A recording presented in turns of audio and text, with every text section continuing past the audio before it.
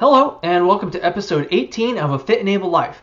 This week we have a double interview with Bobby Mack and Sandy Roberts, two of the best runners to come out of the Triangle. They both run on the collegiate level, and Bobby Mack has represented Team USA several times in international competition. What they're here to talk about is all their expertise with running throughout their careers, and to share with you their experience and advice for how they plan on keeping running a part of their life, through all of their life changes. And it's really interesting stuff, and it's very helpful for those people who are looking for something that they can do lifelong to stay fit and healthy and motivated for whatever their activities may be. So here's Bobby and Sandy. Well, thank you, Sandy and Bobby, for joining us today for Fit and Able Life podcast. This is a very new project we're doing to try to reach out to experts in a variety of fields to get information to folks that want to benefit from your experience and all that. So thank you for joining us. Let's just start out. Obviously, you both are runners, very well-known runners in our area. So why don't you tell us a little bit about where you ran, what schools you ran for, etc. Again, my name is Sandy, and I'm from Raleigh originally. I went to Broughton High School and ran there, and from there was able to go run at Georgetown University. Ran there for 4 years, graduated, and then got to come and run for the Wolfpack of NC State.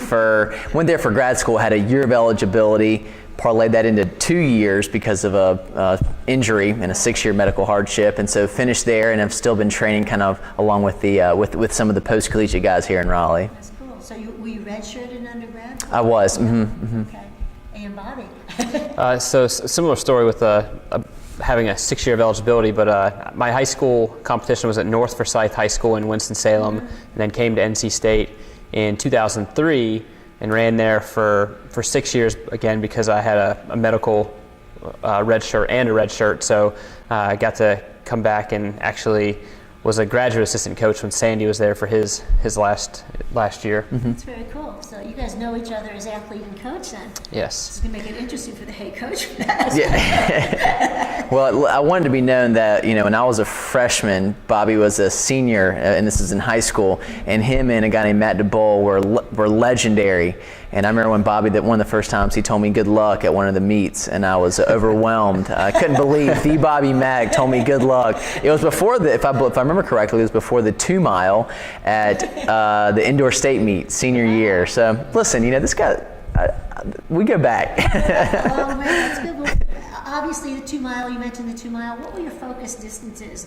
That you ran in high school and in college? Mm-hmm. In high school, a mile. anywhere from the 800, mile, 2 mile. So kind of did the distances. In college, focused more on 15, anywhere from 15 to 5K was kind of 5K was kind of my bread and butter. Right. In high school, kind of the 800 on up to the 2-mile. The high school has a great 4x8 relay, and that's great to be part of a team. So we'd run the 4x8 relay up to the 2-mile. Then in college, I started out as a 1,500 meter runner and worked up to the 5K, but my favorite sport in college was cross country. Right. So. Yeah, cross country is just amazing. Yeah. So much more exciting than track.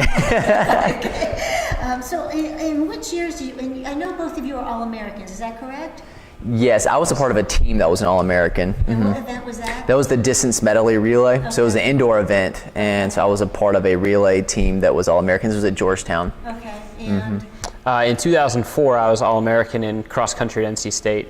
Okay. Yeah. All right, great. Well, obviously then distance events are the events you enjoy, and the events that you did you ever do sprint events? Did you ever have a coach that just said, we need to throw you in? I think I did a 400 like a couple times in the high school meets, but in college, obviously I did not have the range to go down to the 400, so they did not ask me to come join the 4x4 or any sort of sprint events. Yeah, high school coaches have a way of it. That's right. Yeah, we would run our 4x8 guys would actually run the 4x4 occasionally against our sprinters, and we were competitive in dual meets, but it was just a good speed workout, really. But once I got to college, there's no chance I was running the 400. So. There's a different crowd of people. Yeah. Well, one of the things that I found with runners, athletes, and I've never really trained athletes of your caliber, first of all, but I have noticed that people that were able to do walk-ons, in college, that the mileage increased greatly from high school to college. Was that your experience as well, or because you were running at such a high caliber in high school that was not much of an adjustment for you? No, there was a jump for sure. I mean, I would say in high school I was probably, let's say, average 60s, maybe jump to 70s. But in college, just because you're really trying to max out to see how can I run the fastest, and this is kind of that 4 years to figure it out. I was, upwards of 70, 80, even kind of averaging 80 up in the 90s at points. And so Georgetown was not as high mileage as NC State, on the whole more of a middle distance program. But I mean, it comes with, as you get as a stronger runner, you're able to handle that mileage plus the workouts and the workload. And it's how you get better, is by being able to do more. And so, yeah, there definitely was a significant jump. Right. Did you have that same jump? A similar jump. I actually, my junior and senior year, I started realizing that I wanted to run in college, and I kind of knew what college runners were running. So I started running, maybe averaging 50 to 60 a week, and probably hit 70 once or twice in high school to kind of prepare for college. But the first year in college, I didn't increase the mileage a lot. I was probably running 70 more often, but the intensity increases, and then you start getting into more secondary runs. So I could see how, depending on which high school you come from, you may get to college and not have a big bump at all. You may have, definitely there will be some bump, but depending on what your high school program is doing, will depend on how big that transition is. Now, both of you had 6-year careers in running in college. Were those injuries because of the increased running and the demand on your body in some way? Obviously, you came up injured. Medical, red shirt is pretty serious. So, what was the nature of your? So I think part of it was a little bit of overtraining the first injury, coming off summer base phase. When you're not really competing, you have a tendency to really push the mileage higher, because you don't have the intense workout days, so you just start pushing the mileage envelope. And that injury kind of hit the fall of my sophomore year. And I feel like after that I got into this cycle of injuries, because that was a redshirt year for me. And then as I got back, and a stress fracture injury requires about 3 months of no running. It's a 12-week healing process, and you can do some cross training, non-weight bearing. But as I kind of took the time off to let the injury heal, and then got back to running, all my teammates that were my same age were running X amount of miles, and you try to ramp up quickly to what they're doing, but then you're coming from an injury and you have to progress naturally. So I got into this kind of cycle of injury. So I would say that part of it was kind of pushing the mileage envelope a little too much. And then there's a difference between like running and feeling good at a certain mileage, and running and feeling always tired, like you're straining. And if you're running tired and your form's off, you can get into this injury cycle. Right. That must be a hard cycle to break too. It is. Mechanics get really whacked with injury too. Yeah, mine were kind of lower, kind of hips and low back injuries, and I feel like it really was a mechanics issue, just from kind of being tired or over pushing. Yeah, that makes sense. Yeah, I mean, I think definitely has to do with some of the intensity, and I think something too that I've kind of, because I had two stress fractures in particular, that I think a lot of it came down to form, as Bobby was talking about. And there's this conventional wisdom in running that the longer, that the more miles you put in, the longer you do the sport, you kind of key into this perfect form, or this most efficient form. And I would actually say, I think the research backs it up, that like if you're not actually constantly working on your form and how to be efficient, and maybe some of the areas of weakness or imbalance, then you're going to get injured. I mean, just the amount of time the amount of miles you put in, I mean, that's a lot of pounding. And so over a time, if there are some imbalances that haven't been dealt with, those get magnified over, how many steps per mile over a week of 70, 80, 90 miles a week, and they will come out at some point. And I think Bobby and I both have experienced some issues where you try to work through these things, but eventually it's kind of hard to outrun some of these imbalances or things that I think come from form.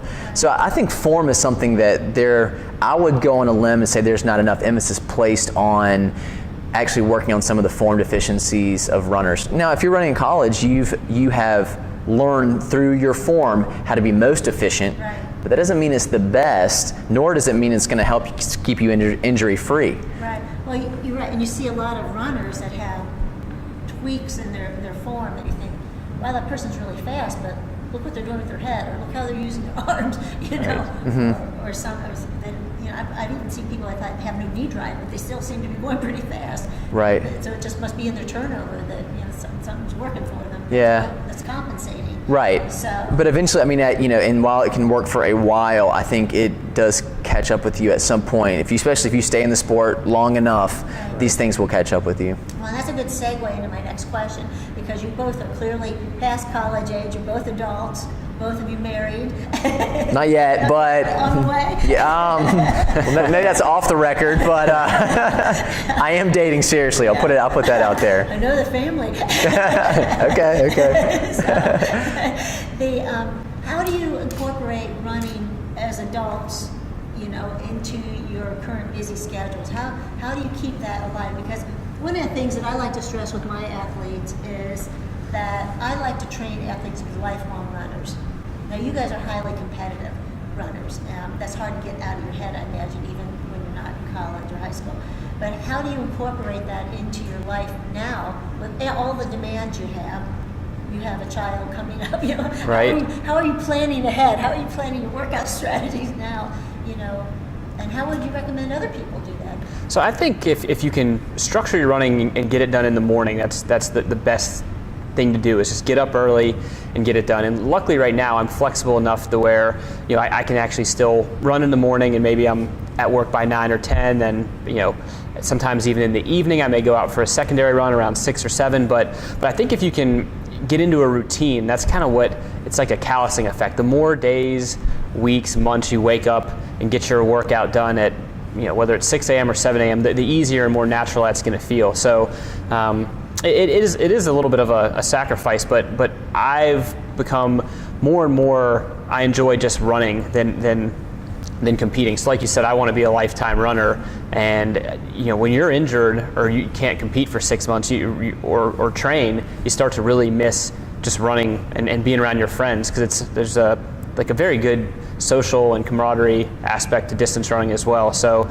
I rather be running and injury free than really kind of competing, but kind of like battling through some nagging injuries, because running is an important aspect of my mental health as well. So, yeah. And you hear a lot of runners say that, right? Especially the injured runner, they didn't realize how much it was a part of their mental health.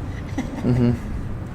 So I would say, and I think Bobby is absolutely right, this is a sport that I want to enjoy. It gives me, there's a mental clarity, there's an enjoyment of just, you know, getting out there with friends and you know, logging some miles around town or out in the forest. But I think too, in terms of still trying to be competitive, is that you have to realize, as an adult, you have demands that, you know, financially, you know, another job or at home. And so here's the question, is going to be, you can't do things, you got to be flexible, because I think the thing in college is everything is scheduled around practice time. You have, you know, 3 or 4 hour bulks in the day, or holes in the day that you can do. You not only you're running, but you're stretching, you're you know, go to rehab, and then you can do weights. You just don't have those kind of blocks in the day now, and so you have to learn to be flexible. But I think sometimes as you get older, the ability to be flexible, to say, hey, this is my time to get in the running, I'll get as much as I can in, and then I have to put my mind somewhere else. Kind of that switching on and off and not focusing all on running, sometimes is actually helpful for competitive guys. Instead of always dwelling on, you know, being around the sport, kind of always being in it, you kind of are able to leave it. And I think that's healthy. I see some of the guys on the team who don't function well. As we still kind of train with them, some of these guys, that they're always mentally in the sport, and sometimes you need to be a break. So I think flexibility is key, realizing, you know, sometimes you're not going to be able to get that run in. It's not going to kill you. You can, you know, there's ways to get it in and still be very successful. So it's sort of like giving yourself permission to go on with the rest of your life. And exactly. Right. And that doesn't mean you're not getting the work in or working hard. It just means you have to be flexible with what you're given. But you can still be very, very competitive. And I think it puts you in a better mental place too, to be ready on race day to compete at the highest level that you know that one can. You guys have both obviously been very successful. What advice would you have for high school runners and college runners, or kids that are in high school and want to run in college? I mean, not everybody gets an opportunity to do that. So what advice would you have for those ages?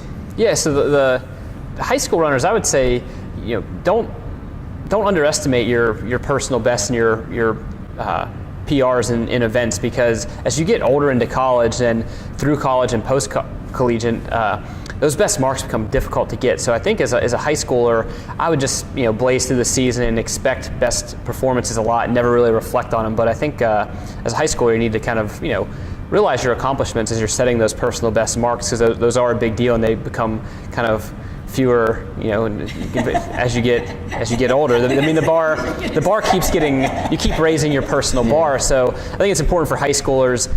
They just get so focused on the next event, but they need to look like kind of long term and just kind of have patience with the sport. Right. There's not, you'll make breakthroughs some months, but I feel like running is there's not like a linear path to it. It's kind of up and down, but if eventually you are kind of moving up toward faster performances, but it's not a steady it's not just like a steady, always improving kind of curve. Right. And in college, though, when you're in college, you're expected to sort of come in at a certain level for most teams, aren't you? Yeah, there's definitely more pressure in college, and luckily you've got there's older members on your team, but as you come in as a freshman, if you've made it to the college level, you're clearly very competitive, right. And you're used to probably performing at a very high level in high school. And when you get to college, if that transition doesn't quite click, you find yourself maybe among 20 other guys who can beat you on any given day. So you have to that's why the patience is key, and kind of looking at the long term, where you want to be, and making sure you and your coach are on the same page, and kind of, I think coaches realize that patience is key, and coaches don't always expect their freshmen to do great, but they expect their freshmen to be dedicated. Right, and working hard. Yes. Yeah. If I can take a page out of a current quarterback right now, Cam Newton, who has been playing very well this year because he's having fun. And I think that there's a lot to be said about having fun with the sport. I mean, the type of personalities you get within running are type A, very goal-oriented, sometimes over the top people, right? I can find myself in that boat at some point, and I don't like that about myself. But the problem with that is that sometimes you lose the fun in it, because you're always worried about, how am I feeling? Is the training perfect? And when's my next race? How to do in this workout? You're kind of constantly reassessing. And that kind of drains the fun out of it. And so I would say developing the habits of enjoyment of not only competing, but of training and of teammates. Right. Starting that in high school, if you can carry that on, you will run fast times. It's cliche, if you're having fun, you'll run fast.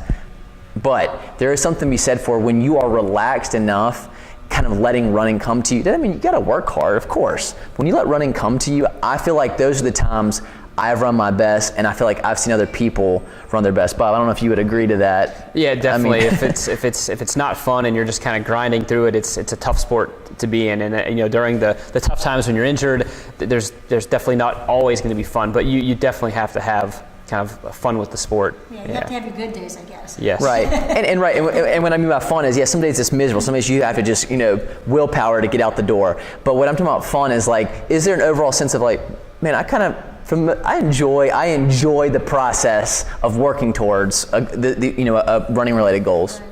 Well, I remember when the movie Chariots of Fire came out, because nobody could understand why I would go out and run. I went to a school where there wasn't a whole lot of female athletics, and I just loved it. But when they came out with that Chariots of Fire, where the gentleman said, "When I run, I feel God's pleasure." Mm-hmm. It's like, it sort of describes it. I feel like I'm doing what's right for me, and I'm loving it. When have you had that experience? Yeah. I mean, I think, for me, obviously, with that movie, a lot of faith is, I want to be a pastor, so I do derive a lot of faith parallels with running, which speaks a lot of it in the Bible. But I think just even on a personal level, let's put it this way, I don't always feel a pleasure in the sport, and it's not always, I've had to fight for the enjoyment of it, and I think I've had to kind of come back to the roots as I've gotten older of man, I really just love, like Bobby said, getting up and being able to go out and run without it hurting, or meeting up with training partners and hammering out a good 10-mile run. That's the enjoyment that sometimes you have to fight for, because you can lose that. Right. But there are times, and I'll say, that I've enjoyed the sport most when I've really sensed man, this is a gift, this is a blessing, right? Not everyone gets to do this, and I've learned a lot about myself, and I've got to experience some great times with others. Well, we had a question we ask everybody with this: what is your definition of fit and able? And clearly, you've sort of outlined what your definition of fit and able is already. but during the times when you did not feel fit and able, whether it was when you were injured in college or even now when you go out and you just have a cruddy day out running, how do you manage that yourself? I mean, in terms of your own mental boost, that this is okay that I have that. What is your self-talk? Right. Running is I think I enjoy running so much because it's such a pure sport. There aren't a lot of barriers to entry. You don't need, a fancy bike or gear, and whether you're doing it for the competitive side or the fitness side, you don't need a gym membership. You really just need your shoes, and you can head out your front door. So that's kind of what I tend to miss when I'm not fit and able, is just I miss being outside and breaking a sweat. So I've kind of realized that to still get that feeling, I need to either just get to a spin class or get to a hot yoga class, or just go outdoors to Umstead and hike. So if I can't actually run, I still need to be somewhat physically active in something. Well, and that's actually excellent advice for the average athlete. Right. Just stay active and stay in the game, whatever game it is. Right. Because most runners, when you're not training at a high level towards something, you just kind of like, well, what am I even doing? Is I'm just going to just take some time off, and you kind of hole up. And I feel like it's important to, that's a great chance to do some cross training, find some other sports. And I think Sandy experienced this as well, but this summer we were both kind of injured, and we both got into some yoga, and I really kind of think that's kind of my fallback, cycling and yoga when I can't actually run. So. Hot yoga? Yeah, these were hot yoga classes. Really?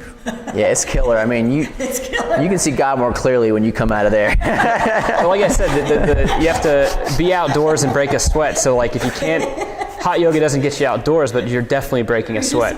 Yeah. So you have a really big faith element to your days and your running. Right.